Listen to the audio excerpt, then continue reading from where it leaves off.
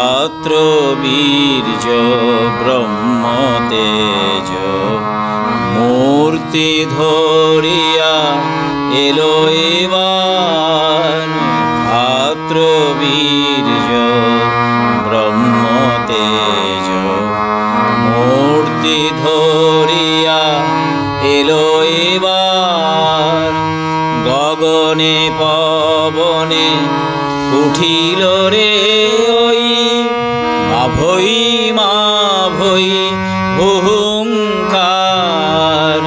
গগনে পবনে উঠিল রে ওই মাভৈ মাভৈ হুহুঙ্কার।